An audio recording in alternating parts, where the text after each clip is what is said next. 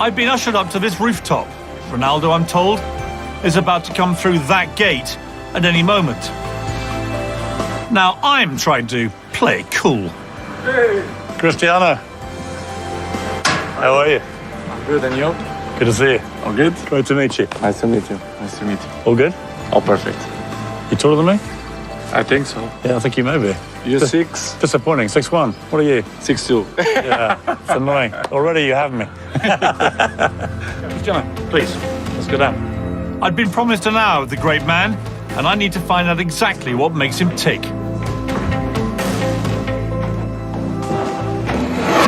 You nervous? No, I'm not. Sure? 100%. What do you hope to achieve from this interview? Good question. To speak about myself. You know, I'm not gonna hiding nothing. I'm not pretend to be another person. You're a brilliant footballer. You're obviously very famous. But if Instagram is the currency of fame, you're number one by miles. You have 182 million followers. Ariana Grande is second with 164 million. Kim Kardashian, Kylie Jenner, Beyonce. Lionel Messi only has 130 million. David Beckham only has 58 million. You're 3 times as big as David Beckham. When you hear that, it's gonna feel weird, isn't it? To be honest, for me, don't surprise me. I know what I am. All my life, what I did and what I do, it's because I have passion. For example, 75% of my life is football. The rest is, you know, my family and friends. And You like being number one, don't you, Cristiano? Yes, of course. I mean, you don't want to be number 2, do you? If I sat here But and said, in if I said to you, Instagram- you're the second most followed person on On Instagram, if I will be the 3rd or 4th, for me it doesn't matter. In my Really? job, yes. In my job, yes. I want to be the number one. Fame is a very double-edged sword, isn't it? You know, I know that part of you, I can tell, loves the attention, the adulation, the fame. Being Cristiano Ronaldo must be, for a lot of the time, incredible. But there must be a lot of times as well when it's completely suffocating. You know, you can't really go out in Turin because the moment you do, there are thousands of people. What's it like, the reality of being you, good and bad? Piers, to be honest, it's boring. You have a part that it's fantastic, that you're famous, you are a fantastic player, you win trophies, you score goals, you are on the first page of the paper and television. But after 10 years, you know, you look the life in a different way. You have girlfriend, you have kids, you want some privacy. The last 10 years, my privacy is gone. I'm not gonna cry, but if you ask me, I'm 1.5 years here. You know how many times I'll go to the parking with my kids? You know? Tell me. 0. Not once. No once. Because you can't. If I go, it will come like 20 people. The kids will be like nervous. I will be nervous. My girlfriend will be nervous. And when you are at public places, it's hard. You know, you have to maintain a little bit posture. If you put the finger in the nose, they're gonna take pictures. You cannot be yourself, which is boring, you know. But what I'm gonna do is, it's too late to change, and you have to adapt what you are. Your great friend, Ricardo, said to me a great story that on New Year's Eve in 2009, you decided to go out to a club. You wanted to go to a club. And he showed us the picture. You went in disguise. It was New Year, and I spoke with Ricky. I said, Ricky, we have to do something. I said, we have to go now, a discotheque. It's New Year, you cannot stay in home. And I said, yeah, but we have to find some way to go. Let's put a wig and mustache, a jacket, something. And we buy a wig with natural hair. Fantastic, better than my hair. And we go out in one hotel in the center of Madrid. Like in the rooftop was a bar, discotheque. We go in the lift, everyone look at us. Who the fuck is that guy? They look like rock stars. And we went to the rooftop. And Ricky, we're gonna speak only in English because nobody gonna know who we are. And the time that we went to the bar, I speak Portuguese with Ricky. I say, Ricky, what you want to drink? The only time that we speak Portuguese. And one guy behind me, they say, Cristiano, I know it's you. I say, no way. This is not possible. I don't react. Inside, I feel like so bad. I feel like irritated. During the night, that guy, he told everyone in the discotheque, listen, that guy is Cristiano. And I feel, because I'm a tall guy, that everyone in the discotheque, they look at me like, but nobody knows that it's me. And we maintain the night. We stay there like 2-3 hours. We go sleep. It was one of the best nights I ever had. Because you were free again. Yes, I feel free. I get that. You see, it's interesting, isn't it? The great joy you had was the freedom. And yet, for the rest of the time, it's like being in a cage, right, for you? A little bit, yes. I can say it's a little bit. Because you cannot be yourself 100%. How many people in the world do you completely trust? Completely? Completely, 100%. 100%. I'm not going to say names because I think it's not fair. But I will say 4%. 4? Yes. 100% trust, 4%. Wow. I have a very close friends, family, but who I trust 100%, maybe 4%. 100%. How do you feel about that number? Is that enough for you? For me, it's enough. I really don't thinking too much about it, but it's the way we live. It's the life. It's like that. You know you have to know that. Now, just to state the obvious, Ronaldo is pretty good at football. So good, in fact, he currently holds a ridiculous 145 footballing records. Most Champions League goals, most goals in all European competitions, the first player to score in every minute of a game. It's a very, very long list. I think you're the best football player that's ever lived. I think. You think? There's a raging debate, as you know. A lot of people think Messi.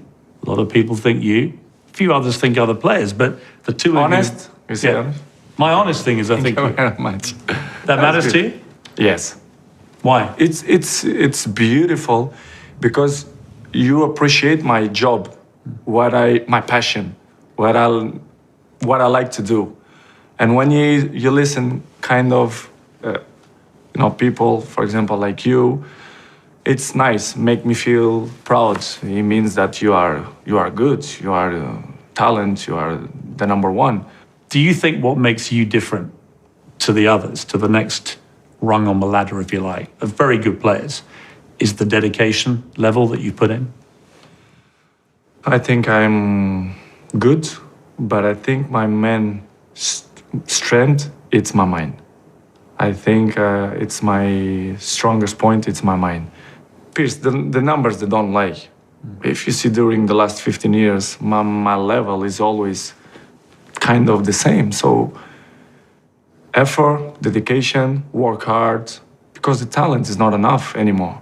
And if you're not dedicated 100%, you're not gonna reach the level that you want. For example, you arrive home, you had a lunch, you do it a quick nap, and you wake up, you play with your kids, blah, blah, and I have to go to the gym at least 30, 40 minutes, but this will make the difference in the end of the day, you understand?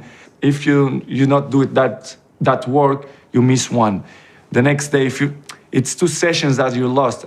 And I know in the end of the day, in the hand, they're gonna make a huge difference. This is why I'm 34 and I look 28. Yeah, I'm 54 and I look 67.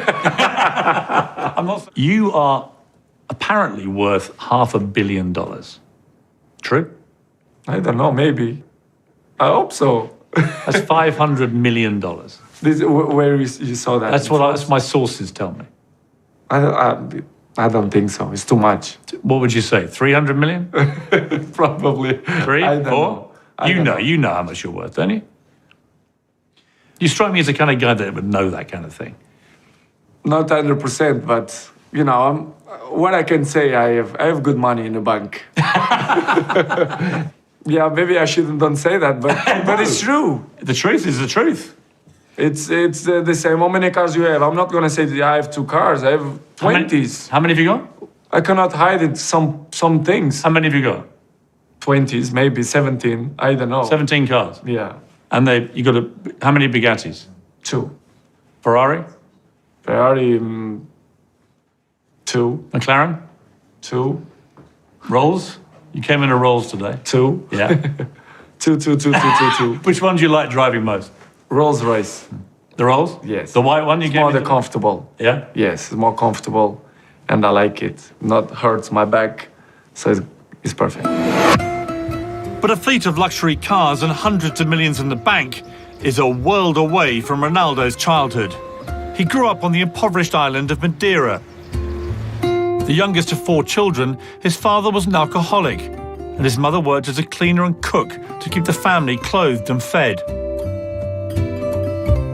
At the age of 12, Ronaldo left the family home and moved to the capital, where he was signed by Sporting Lisbon. He was given bed and board, but none of the riches that he enjoys today. I was surprised about this. But when you were a kid at Sporting Lisbon, you and your other little players in the academy there, you would go around the back of this local McDonald's, and a lady called Edna would give you the cast-off burgers at the end of the night, and you'd all take them. And tell me about that. What was that about? What happened to Edna? Did you ever find her again? You know, when I was a kid, at 11, 12 years old, we didn't had money. And we live in the same place that the other place, the younger places, because I live in Madeira, and I look my family 3 in 3 months. It was hard, so very hard periods without the family. In the later night, like 10:30, 11, we are a little bit hungry. So we had a McDonald's next to the stadium where we live, and we always go to the back door and we knock the door. Hey, any burgers left? And Edna and 2 more girls, which they are unbelievable. I never find the girls again. I speak with some people in Portugal to try to find where is the girls, because I don't find them. They closed at McDonald's. But I hope if this interview will help to find that girls, I will be so happy, because, you know, I want to invite her to come to Turin or Lisbon, to come to my house to have a dinner with me. And I want to find these girls, to be honest. I want to give something back, because that period was a period that I was appreciate so much. It's something that I never forgot that moment. A little thing, but it meant so much to you. A lot. Because you were on your own. You don't imagine how much, you know, to have burgers in the night. No, you're talking to the right guy. I know how much a Big Mac can mean at midnight. You're talking to a man who's eaten a lot of Big Macs, and I crave them. So I get it. And this is where you and I have got such a similar routine. And 2 great athletes every Sunday going to get a Big Mac. But I can see you have good abdominals. Thank you very much, Cristiano. Thank you for appreciating that. I appreciate it. It's something that gets a bit lost on the public. You look good. Thank you, mate. Appreciate it. You're looking good yourself. Scrounging burgers is not something Ronaldo's 4 children will ever have to try. Ronaldo named his eldest son Cristiano Jr. But that's where the similarities end for a 9-year-old being brought up amongst unimaginable wealth. You know, this generation, for kids, you know what I'm talking about. They have everything easy. They have computers, they have good food on the table. They don't sacrifice a lot to get what they want. I want to give the best. I want him to suffer a little bit to reach what he wants to be. To have the hunger that you had. I think will be the most difficult part. You took him back to one of your first apartments, and very interesting, where the residence where I used to live, yes. With your friend, and you took him back there, and it was to teach him really about where you had come from, that you hadn't always had all this stuff. I remember I was in Lisbon, very normal residence. I can say a poor residence. And I took him to the residence, to the room that I used to live. The same persons was there to working there in the building. Incredible. And I see the ladies, and they start to cry when they see me. And I took Cristiano to the room, and I say, Cristiano, look, the daddy used to live here. And he look at me, you joke, no? And I say, yeah, no, daddy don't joke, I live here. And he didn't believe. He didn't believe because what he see now, he don't imagine what we sacrifice, the hardest time that we had. He don't believe. So it's hard, but I think I'm gonna be. I know how to do it, to motivate him, to push him. But we'll be here. The difference will be here. I hope. I just pray that I want the mini Cristiano to be like me. But no panic, no problems. You're gonna be whatever you want. I'm not gonna make a pressure, just a little bit. And let's see what's gonna happen. Let's talk about football briefly. You currently have 145 records where you've been most, first, or only something in professional football. It's a ridiculous number. You're a team player in the sense you love to win big team competitions, but you also love individual awards. They matter to you. It's part of my sacrifice, my obsession to win, to have success. You know, when I say success, it's I worked for that. Talent is not enough. I dedicate myself so much that this is part of me. Records is part of me. I don't follow the records. The records follow me, which is different. Are you addicted to winning? Yes, I am. I'm addicted to the success. Because that's the thing that really drives you. Yes, I think so. And I think it's not something bad.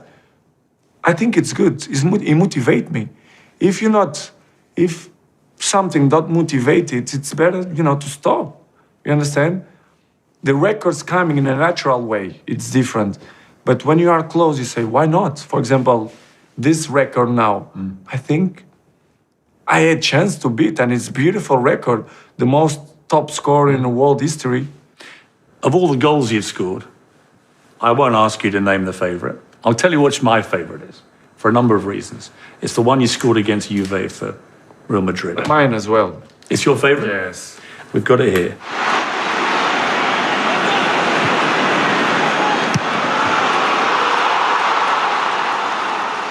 And what it meant so much to me, A, the technique of the goal is spectacular. It's a crazy goal. Secondly, it's against Juve, and the crowd reacted by giving you a standing ovation. And you went up to them and you beat your chest. And then here you are now playing for Juve. And I think it was all to do with that goal and that moment. Because to see an opposition crowd responding to your genius in that way, it moved me, and I'm not you, but it moved me watching that. Helps a lot, trust me, helps a lot. By far the best goal I scored in my career. Technically, from your point of view. Technically, very difficult to do that. I tried to score these goals many years. I had 700 goals, and I never scored a goal like when this. It went in, and you knew you'd finally got it. What was that feeling like? Like, oh, finally, I scored a bicycle goal, a beautiful bicycle, and the jumping. I think I'd never see a goal with a bicycle like this one. The way I jump against Buffon, against Juventus, quarterfinals of Champions League, probably one of the best goals I ever seen in football. Not just because it's my goal. If it will be another player, I will say the same. Better than sex? Better than sex. Be honest. Be honest. Be honest.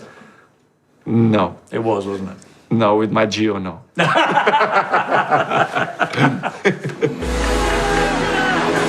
When Georgina Rodriguez started dating Ronaldo in 2016, she not only had to cope with his extraordinary fame, she also became an instant stepmother to Ronaldo's 3 children, including twins born to a surrogate mother. They have since had 1 daughter together, creating an unusual but very strong family unit. Let's talk about Georgina, your girlfriend, who you've been with for 3 years. She gave an interview recently, and she said that she wears sexy lingerie in bed every night. And she does that because it makes her feel good, but she said it also will make your man happy. So the obvious question, Cristiano, is, does it make you happy? No, it's funny. Makes me happy. But it's good. But she's a a fantastic person. Fantastic. True love for you? Yeah, it is. She said when you met, it was like love at first sight. You met her in a Gucci store and it was like magic. Yes, it was. Gio is, you know, it's part of me. She helped me so much. Of course, I'm in love for her. She's the mom of my kids. And I'm so passionate for her, you know. It's great. She's my friend. We had conversations. I opened the heart for her. She opened the heart for me. Probably the greatest love of your life. Exactly. This is what I want to say. She said she would love one day, potentially, to be Cristiano's wife. She would see that as a great honor. Why not? Would you like to announce now that you're getting married? Not now, not in this interview. It's not the priority. But of course, why not? One day, I'm not avoid that. It's part hang on, you're 34 years old. You've got 4 children. You have been avoiding it. Don't make me pressure. Please. You've been avoiding it. Come on, Cristiano. One day. I always said to my kids, don't get married before you're 35. You've got 1 year left. Then there are no excuses. But the doctors, they say at the 28, you know, my biologic age is... No, will be one day for sure. It's my mom's dream as well. So one day, why not? Your mom has been the rock of your life. Dolores. Yes. Seems an extraordinary life force, but somebody always there for you. How important has she been to you? My mom was the pillar of the family. And what I have today, it's big apart from her. Maria Dolores dos Santos Aveiro is a force of nature. Wherever Ronaldo is, his mum is usually at his side. She lost her own mother when she was just 5 years old and was raised in an orphanage. She never remarried after Ronaldo's father died of liver disease due to his alcoholism at the age of 51. It's no wonder then she has so much emotion invested in her son. Your mum has to take sedatives before your big games. She can't even watch you play if it's a really big game. She gets so nervous. I don't understand why. Can you do anything to calm her or not? More in the beginning, yes. She's not allowed now to watch big games. I speak with 1-2 friends to stay with her. She go a walk with her around the house because she gets so nervous. She was a few times in the stadium and she broke 2 times the teeth because she's like so tense. What do we say when you get nervous and you? She fainted? She fainted 2 times in the stadium. Yes. Too nervous. It's impossible. I cannot get. I say, listen, I don't have father anymore. I don't want to miss my mom now. So you're not gonna watch more games, big games, quarterfinals or semifinals or final. Go around. And she knew it as well that she cannot watch that kind of games. So I'm happy now. Your father, Dennis, he died of alcoholism, really. The more I dug into his story, the more empathetic I got to him in the sense that he had gone as a very young man to war for Portugal in Mozambique and Angola. And the experience had a bad effect on him, like it did on many young Portuguese men. When you learned more about what your father had to go through, did you have more understanding then of why he became the man he did? Pierce, I don't know. When I speak about my father, I feel sometimes no words to explain what it was my father. We found something which I don't think you will have seen. It was an interview on Norwegian television where they just turned up at his house, a house I think that you'd bought him. 2004, the year before he died, and just before the big Euro final. And they just talked to him on the doorstep. And if you don't mind, I'd like to just play you the clip, because I think you'll find it very interesting.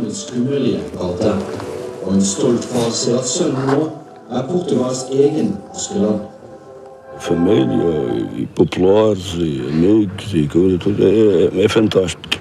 Fico muito orgulhoso de ver o filho daquelas condições. Dette huset i Madeiras hovedstad Funchal kjøpte Cristiano Ronaldo til foreldrene etter overgangen til Manchester United. Vou agora para ir lá a Lisboa ver a final, mas não vou, porque os janeiro já estão grandes que não dá capacidade para não fico muito atacado. Não. É melhor ver na televisão. Men moren følger 19-åringen i Lisboa. Hun hans nærmeste støtte og livvakt. É indispensável, exatamente. É o carinho que ele tem e a mãe é guarda-costas que ele tem. É verdade, é guarda-costas que ele tem. Tá sinistro.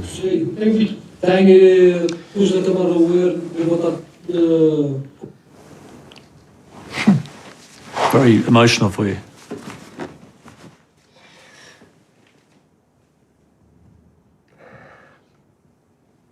I never saw the video. Dá papel, filho.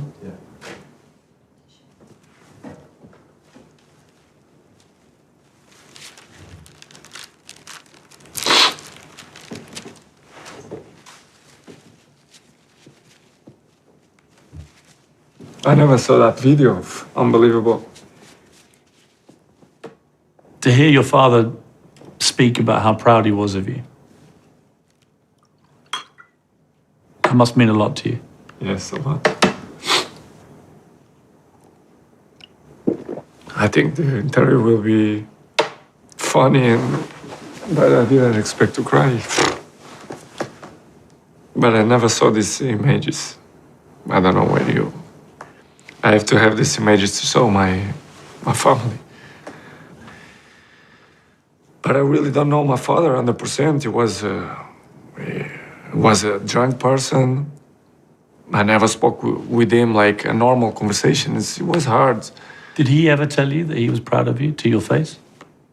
No, yes. He said that he treated me unbelievable. I was like the diamond of the family. And he knew it. He knew it that I will be a football player. And for me, it's make me sad because everything...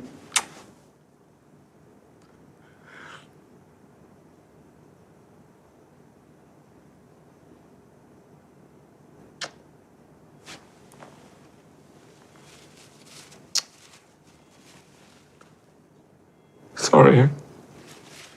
What's the sadness for you? To be the number one, and I don't see nothing, I don't see to receive awards, to see what I... He never saw how great you became. No.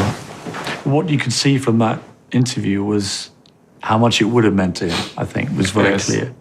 He clearly had a huge pride. All my family see, my mom, my brothers, even my old son, but my father, they didn't see nothing. And he died young, but it is what it is. Maybe I get everything in the football because he is in the sky and give me... Do you feel that? Energy. Yes, I feel. How has it affected you, do you think, as a father yourself? Has it determined the kind of father you wanted to be? The self-discipline that you have, you barely drink, you never smoked or taken drugs or any of those things. You've been very self-disciplined. Is that because actually part of you wants to show your kids that there's a different way? Yeah, I wanna be a good father. I think I'm a good father. Nobody's perfect. I'm still in the process to learn. But I think I'm a good father. I took the example of my mom, my family, my father, and I want to be a good father, you know. What are the values that your family has instilled in you, do you think, that you want to instill in your kids? They have to be humble, they have to work hard, they have to respect the people. You know, the basic points. And when you add healthy environment around your house, the kids feel. And I want to be the most cool guy, cool father possible. Let me let you into a secret. I have 4 kids. You won't be cool. You think you will. When you get to 40, 45, Finish. it's over. You become the least cool. It doesn't matter if you're Cristiano Ronaldo or me. You cease to be cool. It's going to come to you. Yeah, I want to break it to you gently. it's part. It's part of the journey. But in that situation, I will be prepared. I know the kids. They're gonna grow. They're gonna have a girlfriend. They're gonna have a family, and it's good. I will be old. I will enjoy what I get in the football, and I will have a calm life. I hope. Cristiano Jr. is 9 years old. He's already a very talented young footballer. We found a great clip. This is after Real Madrid, I think in 2017, won the Champions League at the Bernabeu. Yeah, And Bernabeu, yes. this is Cristiano Jr. showing off his skills at the Bernabeu there on that celebratory day. And you could see, I mean, the flashes here they're like his dad. I mean, look at this. Fabulous. The dribble, the turn, the lethal finish. This kid, it's. It was like he's a mini me, huh? I think so. Yes. I've got to ask you about a difficult time in your life this year. It was, you've had this extraordinary career and life, and then you get hit by a serious story with lots of negative headlines, and a woman accuses you of rape, and it becomes Ronaldo, rape, and so on. As we sit here, the police have just recently dropped that investigation into you. There is no criminal investigation now. Tell me about your reaction to what has happened. Well, I'm not going to forget that 2018 probably was the most difficult year of my life in terms of outside football. As you mentioned, that what they accused me was very, very hard. Media, press, writer. There are other parts that make me feel sad because they play with your dignity. It's hard. You have a girlfriend, you have a family, you have kids. It's bad. It's hard. I remember one day I was in home in the living room with my girlfriend, to do a zap in television, to see the news, and they speak about Cristiano Ronaldo, this and that, and you listen your kids coming down in the stairs, and you change the channel because I was embarrassed. It's like, what is that? I feel embarrassed.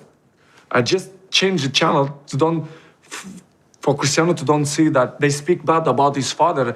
A very bad case makes me feel so bad, Pierce, to be honest.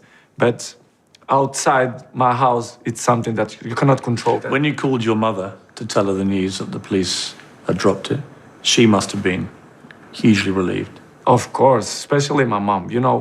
When you get old and the informations that media pass, it's not the real information. And especially for my mom. My mom sometimes was very nervous. Say, Mom, relax. The son that you have in home. Relax. Nothing gonna happen. Trust me. But she was nervous. She's old. She's nervous in the games. Imagine personal stuff of his sons. Speak about jail, rape, this kind of stuff. It's hard for an old person. But in the end of the day, it was good. The law, they did the job they should do it. And I'm happy, of course. Ronaldo may finally be off the front pages of the newspapers, but it's a rare day when he's not on the back pages, where he often shares the sporting headlines with his arch-rival, Barcelona's Lionel Messi. The two of them are so far above their footballing rivals, the Ballon d'Or or Golden Ball award, given to the world's best player, has become almost a personal competition for them, with each winning 5 so far. Which is the one you'd most like to end up with as number one? Which record? Golden balls, for example. The most golden balls in the history of football, for example. I will love it. And I think I deserve. As you mentioned before, Messi is a fantastic guy, he's a fantastic player, is in history of football. But I think I have to have 6 or 7 or 8. You got to be and the more one. above him, I think. Do you ever text him? I mean, do you ever like? No, I have good. When I say in UEFA, many people were surprised the way I speak, but my relationship with him is we are not friend or home friends, but we share the stage for 15 years. You know, I have good relationship with him, and I know that he pushed me to be a better player, and I push him to be a better player as well. Is he the best you've played against in your life? Yes, for sure. Did you ever think when you were growing up in a pretty poor part of Madeira, you weren't poverty-stricken as a family, but you weren't well off at all. Your mum had to work really hard, and you lived in one room with your 3 siblings. Did you ever think you'd have a private chef cooking your food? Never passed in my mind that I even have opportunity to play professional player, you know, to play in Sporting in Portugal, for example, when Manchester or never. What would you like your legacy to be, Cristiano? When it's all over? Football? Yeah, when it's finished, what would you like the legacy to be for Cristiano Ronaldo? How do you want people to remember you? One of the best players in history. One of or the best? Depend of the taste of the people. I cannot control what the people like. Some people like this player or that player. I'm sure I'm in history of football, what I did and what I'm continue to do. But one of the best players in history. For me, the number 1 in history. But for some fans, the number 1. For the other ones, the second. Doesn't matter. I know I'm in history of football, one of the greatest ever. And when you have a tombstone, Huh? when you die and you have your own tombstone, and, Okay. and it says, "Here lies Cristiano Ronaldo," how would you like to be remembered as a man? You could write your own tombstone. Number 1. Not number 7. Number 1. You see, in the end, for you, it's all about being number 1, isn't it? That's really what drives you. You don't want to be second. No. You don't want to be third. You I want to don't be- know this number. I don't know that number. There's one final thing I want to ask you, and this may break my heart. You know, you've shed tears in this interview. I might shed some tears. Well, I didn't It expect depends. this. It depends of what you say, actually, which is, I heard that there was a very good chance that you were going to join Arsenal before you joined Manchester United. Now, Arsenal's my team. Is it true that you nearly joined Arsenal, not Manchester It's United? true. It's true. Of course, it's true. It's true? Yes. I was with us. How close were you? Very close. Like, break my heart. One step. Incredible. Seriously? Seriously. You were about to join us, Yes. and then we would have won everything. Well, I will help. And then at the last second, you ditched my club and you went to Manchester United and you broke my heart. No. This is your chance to apologise. Yeah. Okay, Piers. I'm so. I want to apologize. Okay. Forgive me to don't join Arsenal. I have a gift for you. Okay. This is what might have been. Okay? This is what should have happened. This Fantastic club. is what I dreamed of for the last 16 years, and it's not too late. I could see Aubameyang, Lacazette, Pepe, and Ronaldo, and you'd win everything. It's not too late. This is your destiny. Come on, Cristiano. Make an old man happy. No. This is your Arsenal shirt. Thank you. You like it? Yes, it's nice. I mean, this is what should have Thank you, happened. guys. Nice. It didn't happen, but Arsenal, I appreciate what they did for me, especially Arsene Wenger. But you know the football, you never know where you're gonna play. The life, it's like that, especially the football. But I appreciate Arsenal because it's a fantastic club, and you support Arsenal. Now you support Juventus. Of course. They're my Italian team. They're my Italian It's the team. Italian team, so perfect. So it's a good club. So thank you for the shirt. I will keep it in a special place. Cristiano, it's been great to talk to you. Thank you very and to much. get to know you better. I'm a fan. I think you're the best players ever played the game. Thank you for the pleasure you've given me as a football fan over the years. Thank you very I wish you all the very best with your career here in Turin, playing for Juventus. And I appreciate the time and the honesty you've given me. And thank you very much for your time as well. As I mentioned before, for me it's a pleasure to give interview to you. I didn't expect that you're gonna make me cry. I think I never cry in interview, I think. But you know, it was I'm maybe a little bit embarrassed. I don't think you should be anything but proud, actually, of what your father said was incredibly moving. I thought in my mind that I saw this video before, but that I didn't saw that video. I never saw that video. So surprised me because, well, do you see my reaction? But you know what it was? It was a human reaction. It was a son watching his father say how proud he was of his son. Incredible. I'm a father, I have a father, and if that kind of moment doesn't move you emotionally, you're not a real human being. To me, it was a very powerful moment in this interview. And it said a lot about you and your relationship with your father and how important family is to you. It is. This is why I started to cry because I didn't control, and it was very emotive moments for me. So thank you very much, Piers. Cristiano, it's great to meet you. Thank you very much. Thank you. Really Thank you. appreciate it. Thank you, guys.